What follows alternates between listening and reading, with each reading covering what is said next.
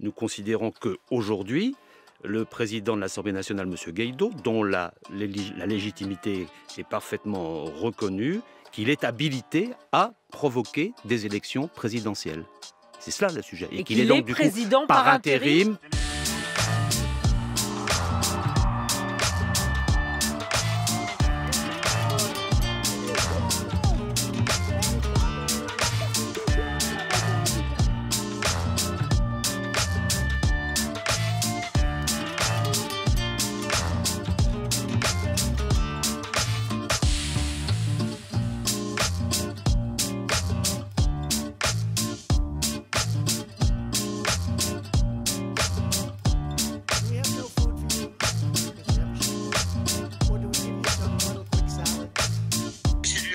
Ce qui n'est pas négligeable. Ça veut dire qu'on va parler avec ce monsieur, qu'on va discuter avec ce monsieur. Mais ce monsieur, c'est-à-dire M. Guaidó, doit prouver sa légitimité. C'est une reconnaissance limitée. Ça veut dire, je te reconnais, je parle avec toi, je vais t'aider, mais il faut très vite que tu me prouves ta légitimité et ton efficacité. En général, on ne reconnaît pas un gouvernement, on reconnaît un État. C'est quelque chose qui est contraire à la tradition et au principe des relations internationales depuis la Seconde Guerre mondiale.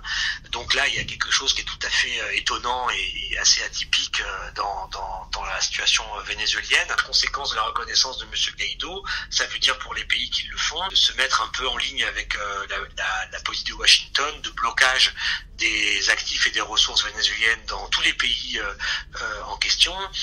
Ça veut dire participer au financement du gouvernement de M. Guaidó, certainement dans les prochains jours de contribuer à l'intervention humanitaire.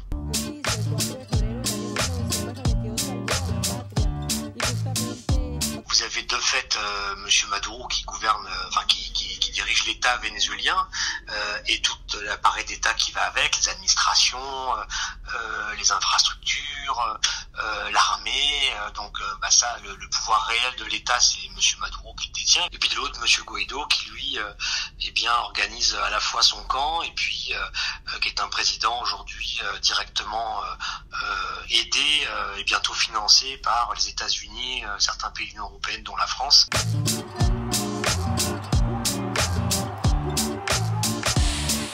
Les gouvernements qui l'ont reconnu sont pleins de bonnes paroles. Il y aura beaucoup de prudence parce que le Venezuela aujourd'hui c'est un terrain extrêmement dangereux. C'est un terrain où, si vous voulez, où il y a beaucoup de violence. Et donc envoyer même des médecins, des humanitaires, c'est pas évident du tout. Précisément ce que font les États-Unis désormais et puis dans leur sillage les pays européens, c'est de bloquer donc les fameux actifs vénézuéliens. Ça veut dire bloquer les fonds, l'argent, les richesses, tout ce que détient l'État vénézuélien. Le Venezuela n'a plus ses ressources et ces ressources vont être utilisées pour aider le gouvernement reconnu en fait par ces pays-là, donc celui de M. Guaidó, donc il va pouvoir compter avec des financements nouveaux.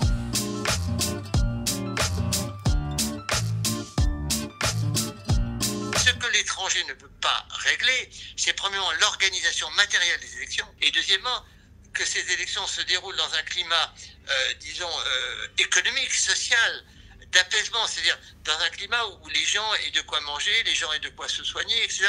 Sans ça, les élections vont être extrêmement tendues. Les démocraties ont besoin de conditions matérielles. Vous ne pouvez pas avoir des démocraties avec des gens qui crèvent de faim ou des gens qui ont peur d'être enlevés ou des gens qui ne trouvent pas de médicaments. Ça ne marche pas. Il faut un minimum de prospérité. Et là, le Venezuela est dans une situation tellement tragique que M. Guaidó, je ne suis pas sûr qu'il ait les moyens de rétablir en quelques semaines, s'il le veut, une situation économique et sociale à peu près contrôlable.